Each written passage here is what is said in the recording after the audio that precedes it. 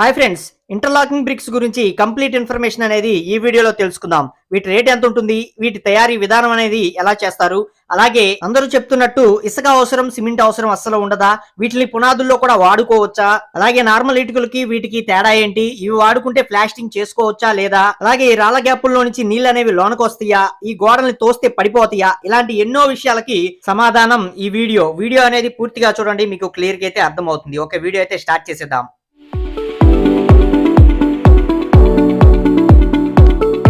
Hi friends, welcome to Telugu building constructions.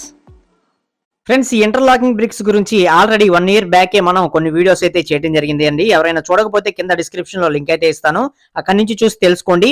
ఈ video చేయడానికి ముఖ్య ఉద్దేశం ఏంటంటే మన సబ్స్క్రైబర్స్ ప్రెజెంట్ వీటి గురించి కంప్లీట్ ఇన్ఫర్మేషన్ మరొక వీడియో ద్వారా అందించండి అన్న అని చెప్పి అడగడం జరిగింది. అందుకే ఈ వీడియో అయితే చేస్తున్నామండి. తెలంగాణకు చెందిన పెద్దపల్లి జిల్లా ఓదెల మండలం ఓదెల గ్రామం నుంచి ప్రసాద్ గారికి అయితే ఫోన్ చేసి డీటెయిల్ గా వీటి గురించి తెలుసుకుందామండి.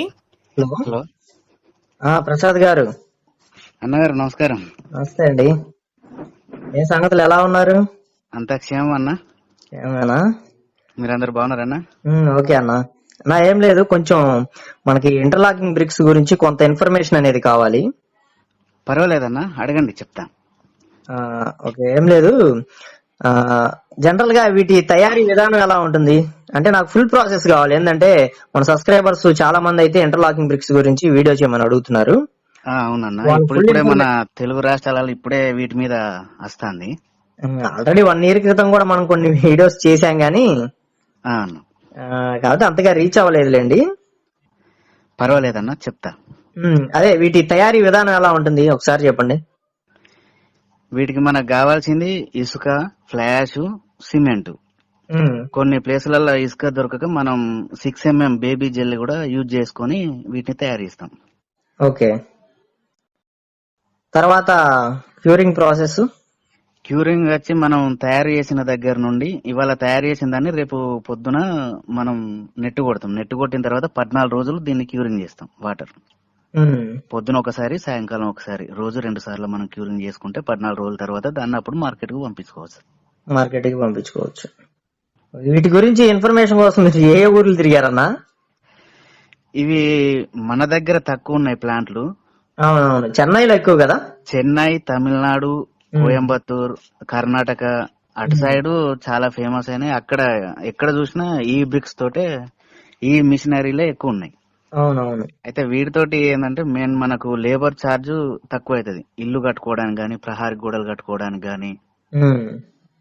దీనికి ఇసుక, సిమెంట్ వాడకం అనేది బాగా తక్కువ. 100 బస్తాలు కాకపోతే వాడాల్సి వచ్చింది. కొంత వస్తుంది. స్థాయిలో మనం సిమెంట్ అనేది యూజ్ చేయాలి ఖచ్చితంగా. 100 బస్తాలు అయ్యే దగ్గర మనకు ఒక 20-30 బస్తాలతోటి సరిపోతుంది. దీనికి మెయిన్ ఏంటంటే మనం ప్లాస్టరింగ్ చెయ్యం.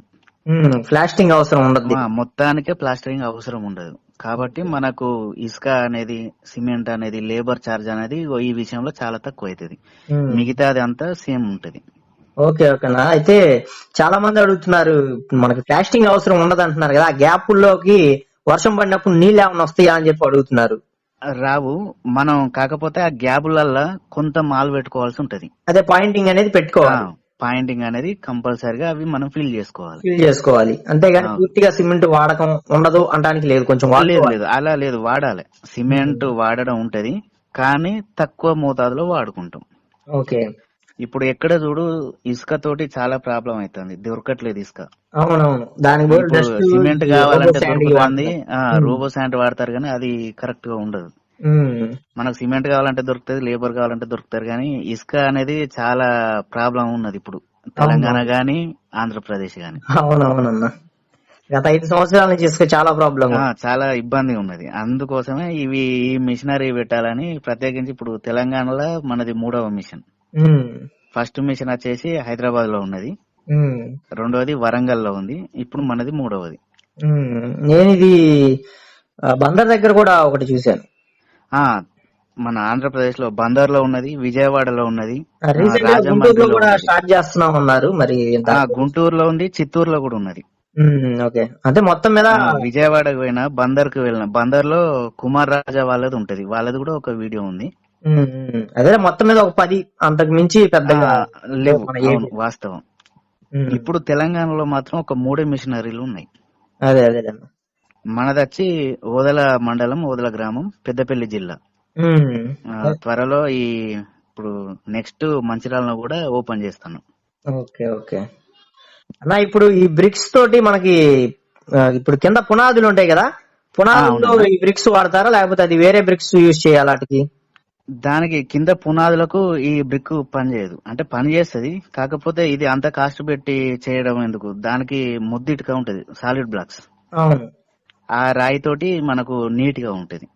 పునాదులు ఎందుకంటే అది మామూలుగా వేసుకొని పునాదుల పైనుంచి ఇంటర్లాకింగ్ బ్రిక్స్ తోటి ఈ వేసుకోవచ్చు బ్రిక్స్ అంటారు. పెట్టుకుంటే మనకు బాగుంటది, నీట్ గా ఉంటది, డిజైన్ ఉంటది, ప్లాస్టరింగ్ అవసరం ఉండదు, లేబర్ ఛార్జ్ తక్కువ పడుతుంది. అదే అదే డైరెక్ట్ గా గోడ నిర్మించడంతో కలర్ వేసుకోవచ్చు. ఏ ఏ సైజులో దొరుకుతాయి అన్న ఇవి మనకి? ఇప్పుడు మన దగ్గర ఉన్నది వెడల్పు 6 ఇంచులు ఉంటది, ఎత్తు 5 ఇంచులు ఉంటది, పొడుగు 12 ఇంచులు ఉంటది. ఇంకొక సైజ్ వచ్చేసి 9 ఇంచులు, దీన్ని పిల్లర్ సైజ్ అంటారు. 5 ఇంచుల ఎత్తు, పొడుగు 12 ఇంచులు. 12 ఇంచులు. ఈ 2 రకాల సైజులు మన దగ్గర అందుబాటులో ఉన్నాయి. అలా ఇప్పుడు ఎలక్ట్రీషియన్ వర్క్స్ ఇవి పైపులు ఇవి కట్ చేస్తారు కదా, అప్పుడు దానివల్ల ఏమన్నా ప్రాబ్లం అవుతుందంటారా? లేదన్నా, సేమ్ ఇప్పుడు ఈ మన మట్టిటిగా తోటి ఏ విధంగా అయితే మనం కన్స్ట్రక్షన్ చేసేటప్పుడు కటింగ్ చేసుకుంటామో సేమ్ అది ఎట్లా జరుగుతుందో దీనికి కూడా సేమ్ ఉంటది, ఇబ్బంది ఏమి ఉండదు. సేమ్ అలాగే కట్ చేసుకుని పైపులు పెట్టేసుకొని తర్వాత ప్లంబర్ గానీ ఎలక్ట్రీషియన్ గానీ సేమ్ ఆ వర్క్ ఎట్లా జరుగుతుందో దీనికి కూడా సేమ్ ఉంటది. ఓకే, వీటి రేట్ ఎంత అన్న ప్రజెంట్ మన దగ్గర వచ్చేసి అంటే ట్రాన్స్పోర్ట్ లేబర్ గాక మన ప్లాంట్ లో వచ్చేసి ఈ 6 ఇంచుల బాపతి 30 రూపాయలు. 30 రూపాయలు ఒకటి 6 ఇంచులది. 6 ఇంచులది 9 ఇంచులది 35 రూపాయలు. 9 ఇంచులది 35 రూపాయలు.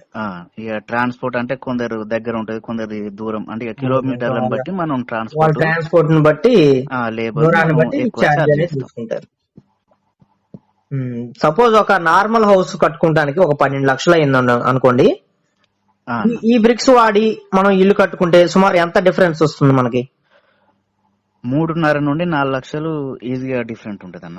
అంటే 12 లక్షల నుంచి 3.5 లక్షలు గానీ 4 లక్షలు గానీ సేవ్ అవుతాయి ఈ బ్రిక్స్ వాడుతుంటే. అవునన్న. ఓకే, ఇప్పుడు ప్లాస్టరింగ్ అనేది మొత్తానికి అవసరం ఉండదు మనకు.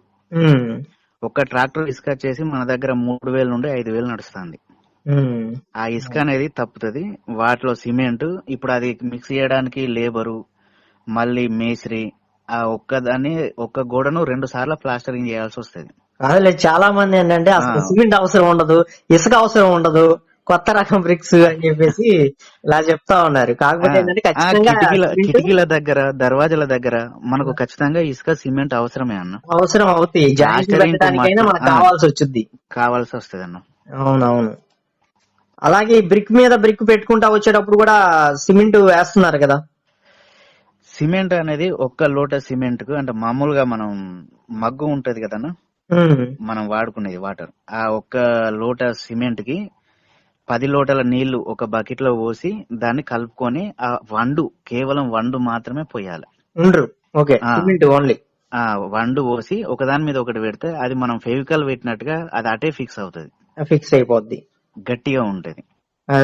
మళ్ళీ ఇది హైడ్రాలిక్ ప్రెస్డ్ మీద వస్తది కాబట్టి మనది 10 HP మోటార్, మిషనర్ కి సంబంధించి 200 లీటర్ల ఆయిల్ కెపాసిటీ ఆయిల్ మీద మనకు అంత కాంప్రెస్డ్ ప్రెస్సింగ్ అయ్యి ఇటుక అనేది చాలా గట్టిగా ఉంటది, గట్టిగా అవుతుంది. అదే 4 వైపుల నుంచి బాగా ప్రెస్ చేసి 4 దిక్కుల నుండి దానికి ప్రెస్సింగ్ అయ్యేసరికి చాలా గట్టిగా ఉండి అది మనకు మన్నిక కూడా చాలా రోజులు వస్తుంది. అలాగే ఇప్పుడు ఇంటర్లాకింగ్ బ్రిక్స్ వాడుకొని ఇల్లు కట్టుకున్న తర్వాత మళ్ళీ క్యూరింగ్ అనేది చేసుకోవాలా? ఒక్క 2 రోజులు చేసుకుంటే సరిపోతుందన్న. చేసుకోవాలి, కొంతమంది అది కూడా చేసుకునే అవసరం లేదని చెప్తున్నారు. కాకపోతే చేసుకోవాలి, ఎందుకంటే మనం సిమెంట్ అనేది టచింగ్లు పెడతాం కదా, ఖచ్చితంగా కొంచెం క్యూరింగ్ అనేది చేసుకుంటే గట్టి పడుతుంది. 2 రోజులు చేసుకుంటే చాలా నీట్ గా ఉంటుంది. అవునవును. నార్మల్ బ్రిక్స్ కి వీటికి తేడా ఏంటంటారన్నా? నార్మల్ బ్రిక్ పెట్టిందంటే మనం 2 సైడ్ల ఒక గోడ పెడితే దానికి అవతల సైడ్ ఇవతల సైడ్ 2 దిక్కులో మనం ప్లాస్టరింగ్ చేయాల్సి వస్తుంది. మళ్ళీ జాయింట్లలో ఇసుక సిమెంట్ ఖచ్చితంగా వేయాలి. ఇప్పుడు అది ఒక గోడ ఒక 100 ఫీట్లు, అంటే మామూలుగా నలుగురు మేస్త్రీలు చేసే పని ఈ ఇంటర్లాక్ బ్రిక్ తోటి ఒక్క మేస్త్రి చేయగలుగుతాడు. ఓకే, లేబర్ కూడా సేవ్ అవుతుంది. లేబర్ తోటి చాలా సేవ్. ఇప్పుడు మెటీరియల్ సేవ్ లేబర్ అవుతుంది, కూడా లేబర్ సేవ్ అవుతుంది. దొరకట్లేదు సరిగ్గా. అదే అవును. మళ్ళీ లేబర్ కాస్ట్ కూడా చాలా పెరిగింది. మన దగ్గర ఒక లేబర్ వచ్చేసి 700 రూపాయలు ఉన్నది, మేస్త్రికి వచ్చేసి 1200 రూపాయలు ఉన్నది. మరింత సేవ్ అవుతున్నాయి, మనకి ఎందుకని పాపులర్ అవ్వట్లేదు అంటారు? జనాలల్లో అవగాహన లేదు దీని మీద. ఫస్ట్ ఆఫ్ ఆల్ ఇది అవగాహన ఉన్నా కూడా ఈ అందుబాటులో లేవు. మెయిన్ ప్రతి ఊర్లో కూడా అన్ని ఇప్పుడు మన తెలంగాణ అనేది ఎంత పెద్దదో అందరికి తెలుసు. కాకపోతే ఏంటంటే ఈ మిషనరీ ఎవరికి తెలియక, దీని మీద అవగాహన లేక ఎవరు తీసుకురాలేదు. ఇప్పుడు హైదరాబాద్ లో ఒక ఆయన తీసుకొచ్చిండు, హర్షవర్ధన్ యాదవ్. రెండవది వరంగల్ లో ఉంది, వినయ్ కుమార్ మడికొండ.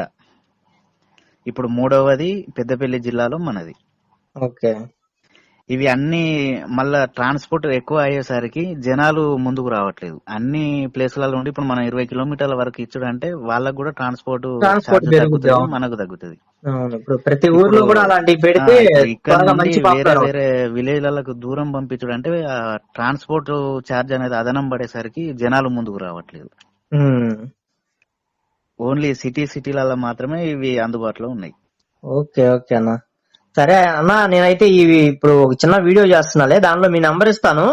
ఏదైనా డౌట్లు మన సబ్స్క్రైబర్స్ అడిగినా కూడా కొంచెం క్లారిఫికేషన్ ఇవ్వండి. పర్వాలేదన్నా, ఎవరు ఫోన్ చేసినా వాళ్ళకు ఏ డౌట్ ఉన్నా మనం క్లారిటీగా చెప్పేస్తామన్నా. ఓకే, అయితే మీ నెంబర్ ఇచ్చేస్తున్న, ఇబ్బంది ఏం లేదుగా? ఏం పర్వాలేదన్నా, ఇవ్వండి. ఓకే ఓకే అన్న, అయితే మనం కూడా మీరు చాలా మందికి హెల్ప్ అవుతా ఉన్నారు. నేను కూడా మీతో పాటుగా మరో నలుగురికి హెల్ప్ అవుతానన్నా. ఓకే ఓకే అన్న, థ్యాంక్ యూ అన్న, అయితే మంచి ఇన్ఫర్మేషన్ ఇచ్చారు. ఓకే అన్న, అవసరం అయితే కాల్ చేస్తానా? సరే అన్న, ఓకే, బాయ్. బాయ్ అన్న. ఫ్రెండ్స్, మీకు ఇంకా ఏమన్నా డౌట్లు ఉన్నట్లయితే కామెంట్ సెక్షన్ లో కామెంట్ చేయండి, మరొక వీడియో రూపంలో మీకు క్లారిటీ అయితే ఇస్తాం. సో చూస్తున్నారుగా ఫ్రెండ్స్, మా వీడియోస్ కనుక మీకు నచ్చినట్లయితే లైక్ చేయండి, షేర్ చేయండి, అలాగే మా ఛానల్ మటుకి సబ్స్క్రైబ్ చేసుకోండి. ఫ్రెండ్స్, ఇంకా మీకు ఎలాంటి వీడియోస్ కావాలో ఏంటో కింద కామెంట్ సెక్షన్ లో కామెంట్ చేయండి, మేము తప్పకుండా చేయడానికి అయితే మటుకి ప్రయత్నిస్తాం అనమాట. Okay, thank you for watching guys.